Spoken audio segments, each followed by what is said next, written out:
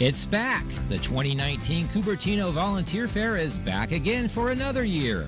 The Volunteer Fair is a celebration and showcases many of our community's excellent volunteer organizations. It takes place at the Cupertino Civic Center outside City Hall at 10300 Torrey Avenue on Sunday, May 5th from 11 a.m. to 3 p.m. The Volunteer Fair will be represented by more than 30 organizations ranging in activities from rehabilitating wildlife, promoting good mental health, creating an interconnected walkable and bikeable community, helping those in need of food and shelter, and many, many more activities that run the gamut of our community's compassions. This will be a fun-filled event for your entire family and is a great opportunity to learn more about our community and the many different ways to participate and give back. See you on May 5th.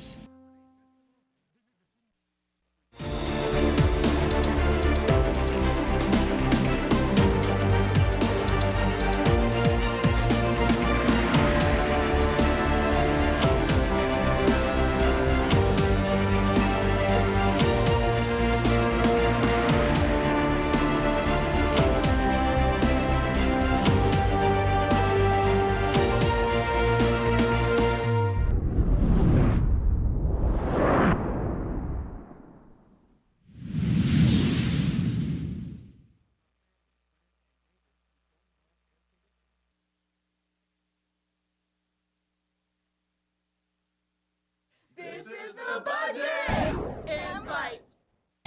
Money talks.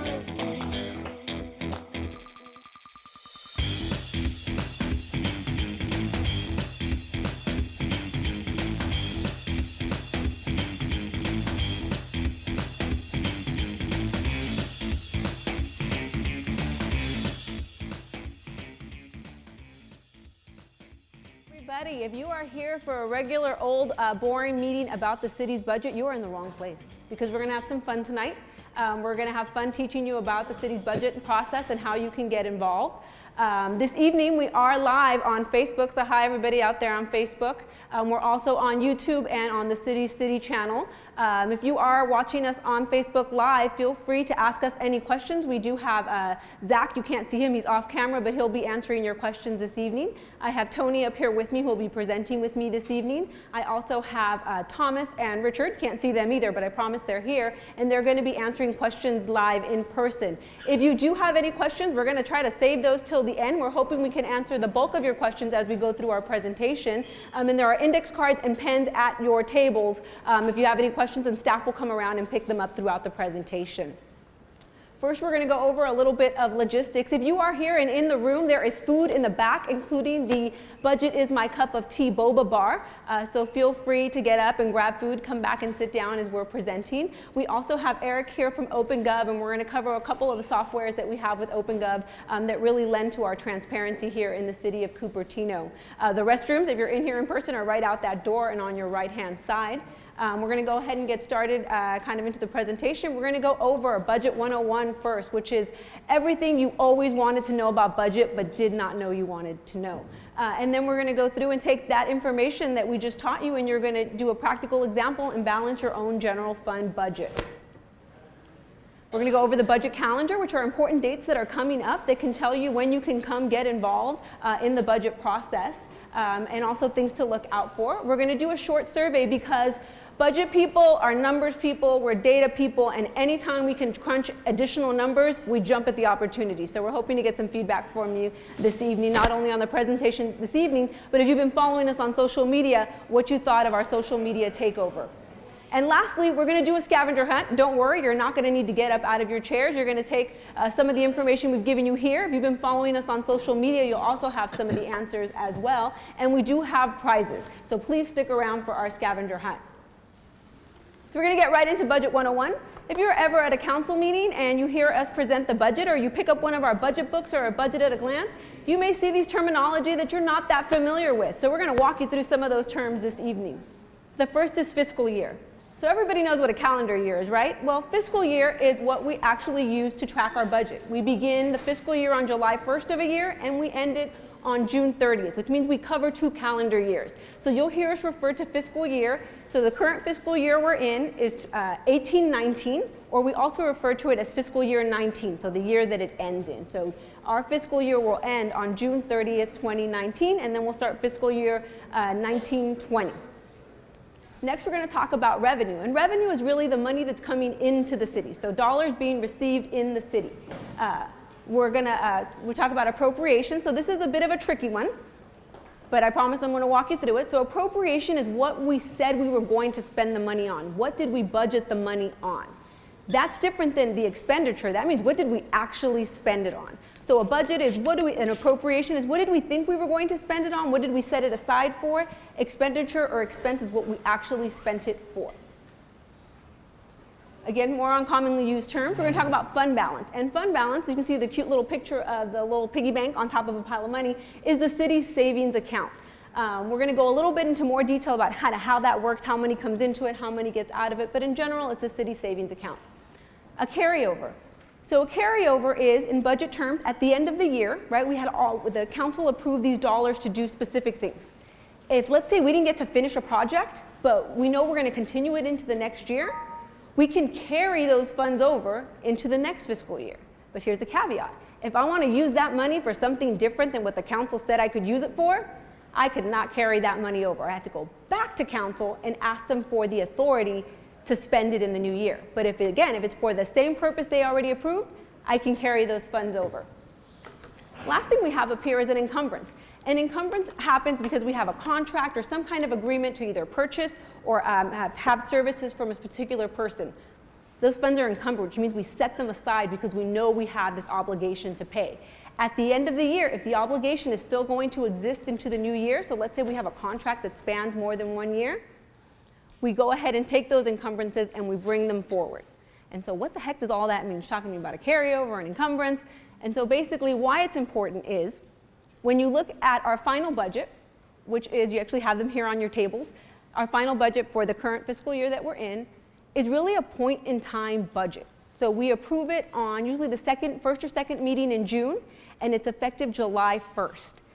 But to tell you that truth, that book is outdated by the time we actually print it on July 1st because there's all these different changes that are happening. And so throughout the year, we'll refer to something that we call the legal or the amended budget. And that means we start with the final budget. That's always our starting point. We go ahead and we add any carryovers from the prior year. And then we also go ahead and we add any encumbrances that were left over that need to come over. And lastly, throughout the year, we'd add any council approved adjustments. So if I need to raise the budget, if I need more money, I don't have the authority to do that on my own. I actually have to go to council and ask for more funds. And so if council is approving those additional budget amendments, sometimes it's more, sometimes it's bringing it down, we take all of those together and that becomes our legal budget. And that could mean that our final budget could have been $70 million, but my legal budget could be $85 million when I take into account all of these things that are being carried over. The next thing we talk about a lot is you'll hear us refer to things like funds, and Tony's actually going to go through all the different fund types in the city in just a moment. You hear us refer to departments, and so funds, think of it as kind of big buckets. The bigger overarching budget is the fund, and the reason why fund is important is it tells us how we can use those dollars. Some funds have more restrictions than others. The general fund is the least restricted, and what that means is if, let's say, council wanted to fund a shuttle program, they can do that in the general fund. There's the free reign to do that. In some of our other funds, because of how those dollars are received, and again, Tony will go over this, that may not allow us to do that. Then we go into each department. So within each fund, there could be several different departments. And within those departments, so a department is a functional area. So city council is a good example, right? Everybody knows who the city council is, right? So within the city council budget, there are different divisions. And we're just trying to kind of take the department and bring it down to a level so you can kind of understand what that specific area is paying for. So within the department, we have a division. For city council, we have city council and we have commissions. Within the divisions, then we get into more detail.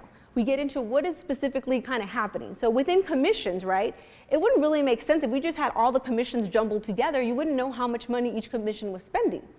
So we then take that division and we further break it down to the program. So now we have the general fund, city council, the commissions division, and within that we have sustainability, our teen commission, our housing, all of those are in there. But that still only tells you, if we stop there, you just know maybe that the housing commission is spending $30,000, but you don't know on what, right?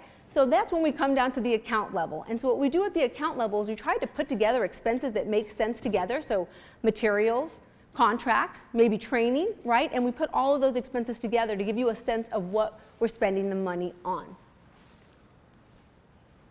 So maybe you're sitting here and you're thinking, that's great. Love to know all these terminologies. That's awesome. But what does that mean to me as a resident of Cupertino? How do I contribute? If you've been following our social media, we've been covering a lot of different taxes, and you may think to yourself, man, I pay a lot of taxes for a lot of different things, right? How does that contribute to the city? So we're going to focus tonight on the general fund, at least for this piece, because that is really where our residents, and actually not only residents, people visiting our city, employees such as myself who don't live in Cupertino, but I work here, I help contribute to the economy here in Cupertino as well, because anybody visiting our city pays into sales tax, right? If they're buying something in the city, they're helping to contribute. We're going to talk a little bit about how that money comes into the city, and we're going to talk a little bit about how we spend those dollars. We're going to go over only the top 3 funding sources for the general fund this evening, and that's because this is a short meeting and we don't really want to take up all the time talking about smaller revenue sources. And really these sources we're going to talk about today have the most impact, we feel, to the residents, where they kind of can contribute more. So the first we're going to cover is sales tax. Then we're going to cover property tax, and then transient occupancy tax, which is TOT. And that will cover about 60% of the revenues in the general fund. And we're going to walk you through examples that kind of hopefully make it relevant for you. Again, if you've been following us on social media, you've seen some of these examples already.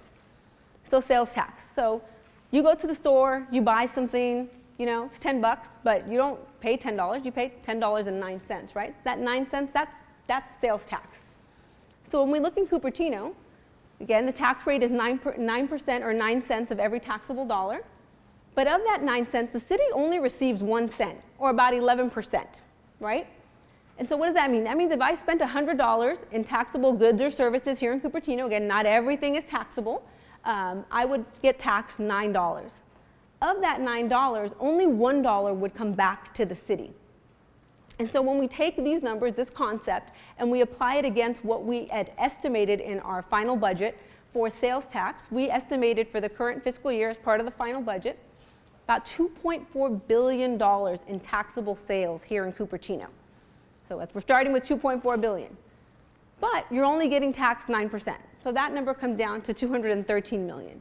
And of that, the city's only getting 1 cent or 11% of that, which means $23.6 million being received by the city of Cupertino. So what we're going to do is we're going to take the city's population, and we're just going to take a per capita of that. Again, I want to touch on, it's not only residents in the city spending money, that is a big portion of it, but it's also, again, people that are visiting the city, whether they're here going to DeAnza or they're here working at Apple Park or at Whole Foods, wherever it is, they also help bring in dollars to the city. But this is just a practical example because it'd be really hard to capture how many people are actually contributing. So when we do that, we go ahead and we see that the city is receiving about $369 annually when you take a per capita. So remember that because we're going to come back to that $369. The next thing we're going to cover is property tax. And the property tax is actually very specific. If you own a home in Cupertino, you're paying property tax. And in general, the way that works is the assessor's office, which is part of the county, gives an assessed value of your home. Based on that assessed value, in general, you're taxed 1%. You may have other kind of add-on taxes, but in general, the value of your home, they take 1% of that, and that's your tax rate. The city then gets 6.72% of that 1%, which means if you have a home valued at, let's say, $2.178 million, and this was the median sale price, I think, back when we put this chart together at the beginning of the fiscal year, so in July, and you're taxed 1%, $21,780, but the city only receives $1,464 annually. So you have the $369, you have the $1,464. That's a total of $1,833. Kind of the straw person we've created is contributing to the city's general fund. Which is all good and well, right? But people want to know, how are we spending the money? Where are my dollars going to? In the chart I'm about to show you, big caveat here is we've taken departments such as planning and community development and even rec and public works that receive fees, and we back out those fees. So this is net of any additional dollars coming in. This is really the cost that the general fund is paying for.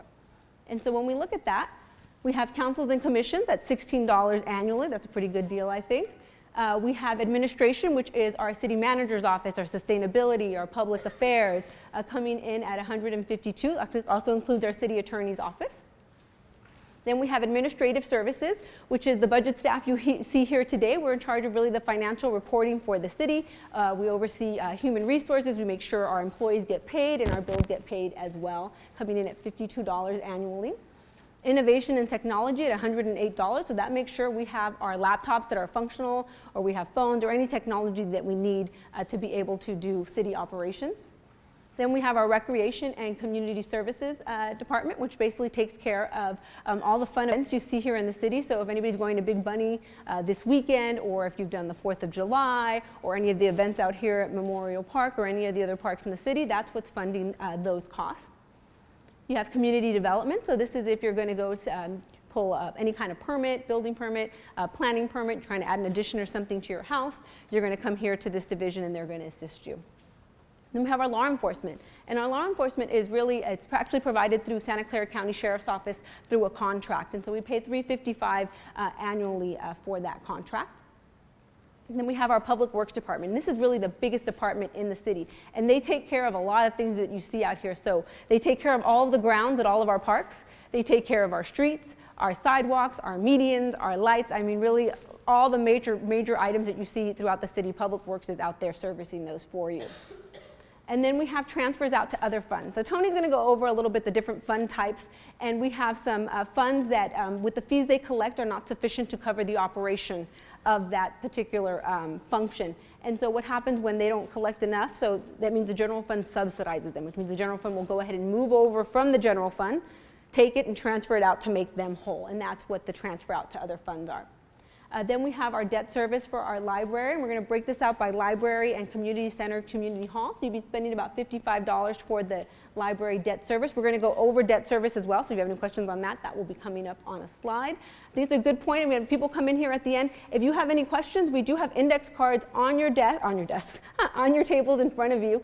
Feel free to write down any questions, and then just kind of lift your hand up, and staff will come over and grab the card. And that's the way we'll be taking questions this evening. And anything we don't cover in the presentation, we'll take care of at the end of the presentation. So just a quick announcement there. And on to the last one. So I mentioned we also have in here debt service related to our community hall / council chambers. This is the same building, but used for two different purposes. So transient occupancy tax was the last tax I said I was going to talk to you about. And the reason why I have it after the big donut chart here is that generally as a resident, you're not paying this tax. Someone's visiting you from out of town and they're staying in a hotel or they're renting an Airbnb, they're paying this tax. And really the way this tax works is if you stay in a hotel and based on the rate that you're paying that evening, you're going to get taxed 12%. So if we go ahead and take the average daily room rate, which means kind of on average what hotels are charging here in Cupertino, and we apply that to a 4-night stay, so that's $240. So per night, we're getting $29, so that's 12% of the $240. Over a 4-night stay, we get $116. And what's important about this is when I talked about sales tax, I said we only get a portion of this. I talked about property tax, we only get a portion of that. We get to keep the full 12% here in Cupertino. So that's kind of an important one and a little bit why it's different. So as promised, we said we were going to talk about fund balance. So fund balance is a city savings account. And if you're looking into the budget book and you're looking at fund balance, you're going, wow, the city's got some healthy fund balance. And you'd be right, we do. But not all of that can be used. There's restrictions put on some of those dollars. So we're going to walk you through what that might look like. So if we look at revenue, so let's say we had 7 revenue blocks. And my block example is because I have small children, and this is how I explain a lot of their Common Core math that I got to do at home. So I have seven revenue blocks. I have 5 expenditure blocks, which means what? I've brought in more money than I've spent by 2 blocks. And so what happens to those 2 blocks at the end of the year? They go into my fund balance. They go into my savings account. But what about if next year I only bring in 5 blocks of revenue and I'm spending 7 blocks. That means now I'm short 7 blocks. The only way I'm going to be able to fix this gap, I mean, I guess I could take a loan, but that's probably not going to work for a city. Maybe we get a donation and that might cover it. That would be great. But in reality, the only place I can go grab from if I have a shortfall is my fund balance. And so what I do is in a year where this is happening, I come in and I grab my fund balance, and that's how I balance my budget. So if you ever read any of our documents, you may see something like the budget is $108 million, and it's funded by $80 million in revenue and $22 million in one-time funds or fund balance. This is generally what we're talking about here. But again, we talked about, so we look at all the blocks we have in fund balance. So year after year, we're either building or we're taking away from fund balance, depending on what happens at the end of the year. Here in Cupertino, we're generally building on that fund balance. And so we have a pretty good amount. However, again, I mentioned we can't actually spend all of that dollars. So they're classified into different categories. The first category is non-spendable, and you're probably thinking, what the heck does that mean, non-spendable?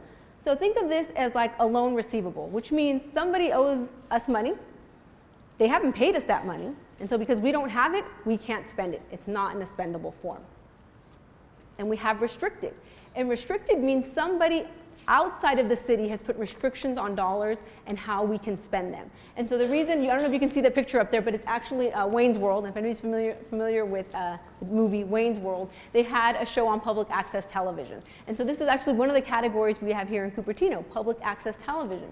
These dollars are restricted. They can only be used toward public access TV type equipment. So the cameras behind you over there that are filming us this evening, we could use those funds for things like that. But the restriction is not something council put on us or that staff put on ourselves. It's something somebody from the outside has said, you can only spend these dollars in this way, so it's restricted.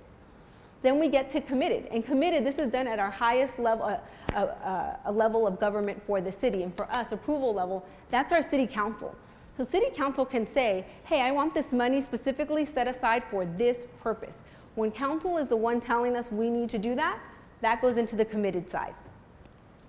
And then we have assigned. And assigned is generally done, staff will set aside dollars like a rainy day fund. We actually in Cupertino have an economic uncertainty fund. So should revenues fall short or should our expenses go over, we would pull from this rainy day fund. And so what that means is after when we started with all of these blocks, we really have 3 blocks left of unrestricted fund balance. And what does that mean? That means that's money we can spend. That's money we can spend on different items, but caveat, one-time things. And the reason we spend these dollars on one-time things is they're one-time dollars. So we don't want to take this money and fund something that's going to cost us money going over many years that we're going to need year after year. Otherwise, that could put us in a structural deficit situation. And right now, the city actually has a policy that says any excess fund balance, unrestricted category, as long as we have all the other fund balances covered, the bulk of that, absent $500,000, will get transferred into our capital reserve, which helps pay for different capital projects throughout the city. So with that, I'm going to hand it over to Tony. She's going to walk you over through some of our different funds we have here in the city. Okay, great. Thank you so much, Christina. So now that you all have an overview of basic budget terminology, the next thing that we're going to cover, we're going to introduce you to the different type of funds that the city has. So with that, let's talk about what fund accounting is. So fund accounting is a type of accounting that focuses, that governments and nonprofits use. Focuses more on accountability rather than profitability. So say, for example, traditional businesses, they focus more on how they make their money. But here in government, we're interested more in making sure that the money that we have, that we receive, and we spend are all allocated for the proper reasons, as shown as some of these examples here. So for tax-supported funds, these are generally unrestricted funds. And the general fund and the capital improvement fund, these are types of tax-supported. These are examples of tax-supported funds. The revenues are derived primarily from property taxes and sales taxes. And as Christina had mentioned earlier, the general fund is the city's largest fund, and it goes to fund our core services such as law enforcement, recreation events, community development, city streets, as well as trees. Now, our capital funds are used for the acquisition of or construction of major capital facilities. Some of our capital projects include enhancements to the Environmental Educational Center, the De Anza Median upgrade, and the Sports Center LED sign.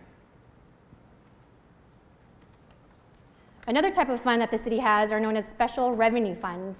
These are very different from the general revenue funds. These are legally restricted for specific expenditures. As Christina mentioned earlier, say if council wanted to use these funds for a particular project, we're not able to do so unless they are used for its intended original purpose. They are legally restricted for specific expenditures. So for example, when you go to pump gas, the city gets a portion of the taxes collected on this. And with SB 1, which is also known as the Road Repair and Accountability Act of 2017, these revenues must be used for improving road safety, improving things such as filling potholes, repairing local streets. As shown in this example here, the city of Cupertino had repaired this and actually put a sign here showing that your tax dollars are put to work. And if you drive around the city of Cupertino, you'll notice that the sign is placed in several different areas, as well as throughout the state of California. Another type of fund that Christina briefly mentioned are your debt service type of funds. When an agency issues debt, it'll create a debt service fund to account for these debt payments. These are funded primarily by our general fund revenues. And for an example, the city has issued debt for construction of the facilities, the Cupertino Library and Community Hall. Through this debt service fund, the city is able to make payments to the lessor. The current annual debt is about $3.2 million, and it's expected to be paid off July 1st, 2030. And another type of fund are known as the enterprise funds. So these are your funds that operate like a business. We're providing goods or services to the public. So how many people here are members of the city's sports center, for example? Great. So these funds are funded directly by fees for charged goods or services. So when you pay for a sports membership, for example, those funds go directly into funding things like the sports equipment that you're able to use at the sports center. Now, how many of you here have ever been or played around a golf at the Blackberry Farm golf course? Okay, great. So here's an example. It shows you what the rates are, the current rates at the golf course there. So those funds go directly into things like maintaining the golf course, where we can find Tiger Woods winning the Masters. Another type of fund is known as the internal service fund. So these operate like a business, however, between departments. So in a way, we are charging each other, departments are charging each other for the services. An example here is, say we have a City of Cupertino Vehicle Equipment Fund, and they budget in that fund $100,000 for 100 cars. Now the building division, they just need 5 of those cars for their building inspectors to go out and inspect all the facilities. So 5 of the 100 cars is what they're gonna owe the Public Works Division, and that comes out to $5,000. So basically the Public Works Department charges the building division $5,000, and they'll pay that back to the Public Works Division. So those are the different types of funds that are in the city. And next, we'll go ahead and cover a general overview of the budget process. So this slide here illustrates the city's budget reporting cycle. We operate on a July 1st to June 30 fiscal year basis, as Christina had mentioned. It's an ongoing process that happens throughout the year. It includes phases such as one is development, then there's the proposals, then there's adoption, and then there's monitoring, and there are also amendments. So on a quarterly basis, staff will bring quarterly reports, their analysis requests to council. And should adjustments be needed that are outside of this quarterly process, staff are able to bring requests or bring reports and requests outside of this cycle. Now, you might be wondering, how can the community get involved in the budget process? You can come to the council meetings. Come to our council meetings. Your voice can be heard there. There's budget items going before council, and you have an opportunity there to speak about give your opinion on things that should be funded or things that should not be funded. In a few slides, we'll be going over the different dates that you can get involved.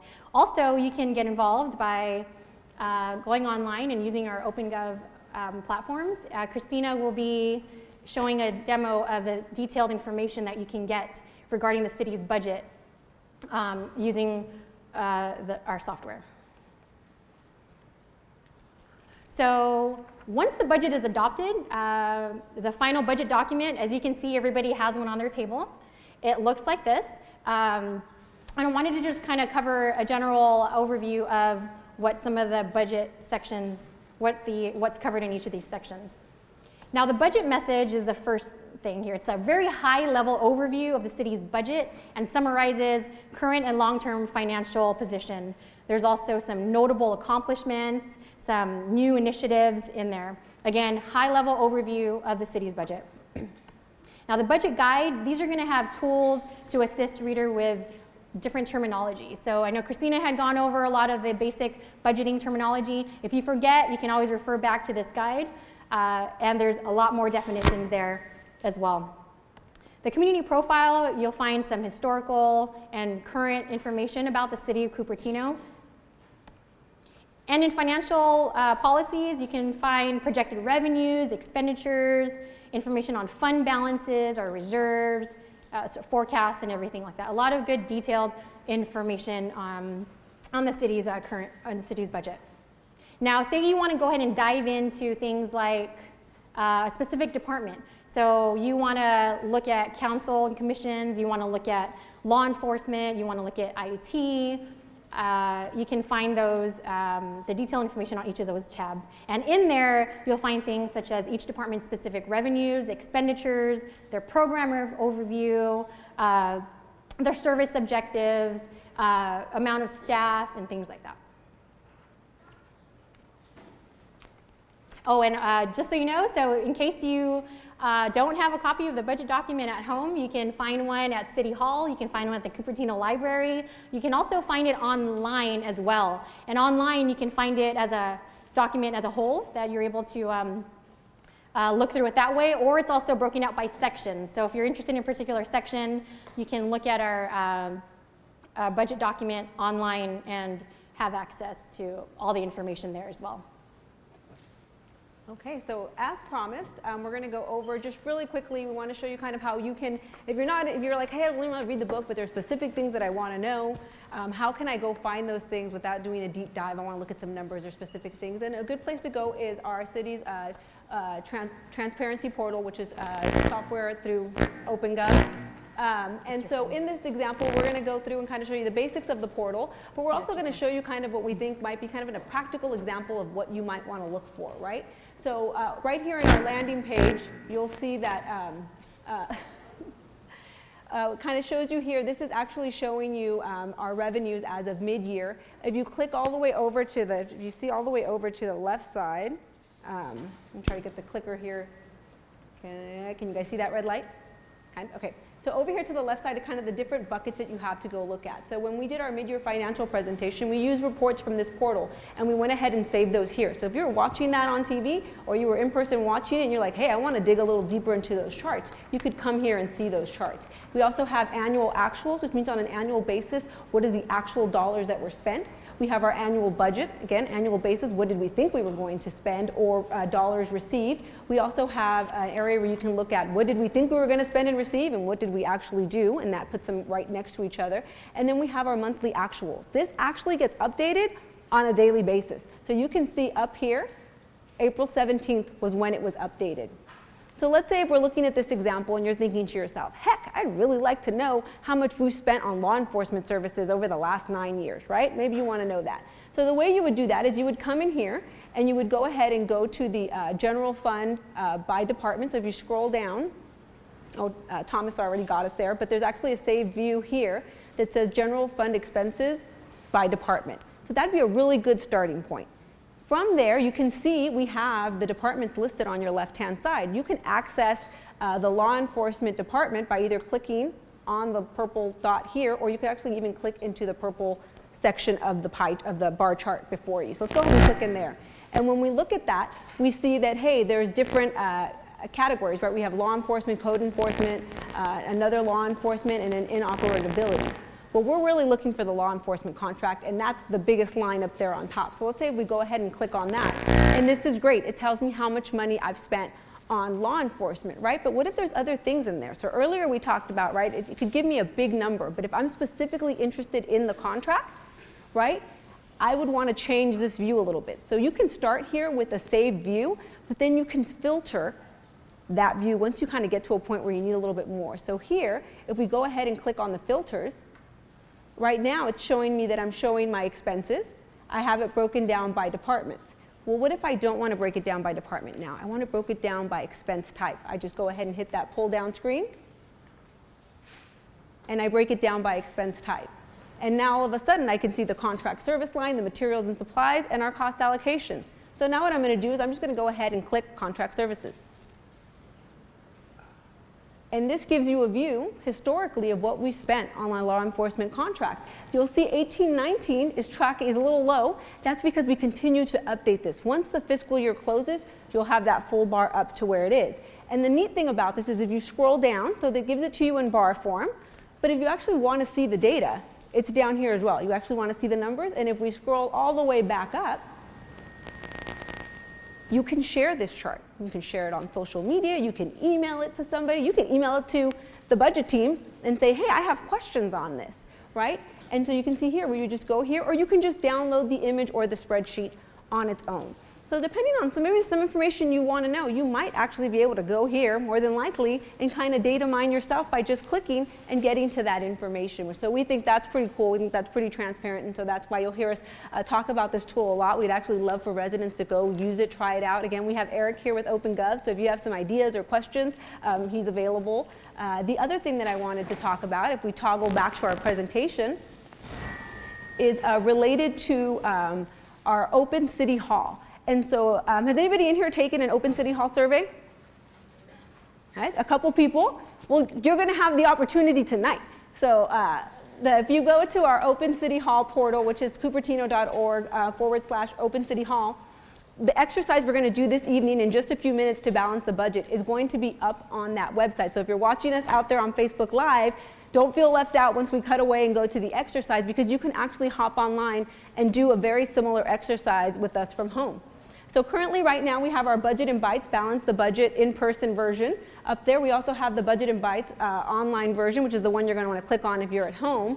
But we also have a capital improvement program survey. So everybody, we talked a little bit about capital improvement, so that's kind of what we're going to spend the money on for infrastructure coming forward. If you haven't taken this survey, it's a good time to go click on it. It's 2 questions. We try to make them as simple and straightforward as possible, so we're not going to take up 2 hours of your time taking a survey. We try to make them very short. So I would encourage you to come here from time to time, see what surveys are out there. I think we generally also post them on different social media channels, Nextdoor, things like that, on the city's webpage to let you know. And this is a way for us to we're really trying to solicit information from our residents. You know, what is it that you'd like us to spend the money on? You know, what about our internet speeds? There's different topics. I think there was one on the Parks Master Plan up here not that long ago either. And so just the kind of little good outreach transparency tools that we can use. So with that, we'll come back to the presentation. We'll actually sign off to the folks over on Facebook, YouTube, and the city's city channel. But we encourage you, the link is in our Facebook post, to go and take that survey. Let us know what you would fund in the city's budget that we're going to have up here. These are not real examples of what we're funding, but they have real life connections to some things that may be in the budget. And with that, again, thank you everybody that's watching us online. We'll go ahead and cut the feed there, and then we're going to walk you through what you're going to do for the exercise. Sound good?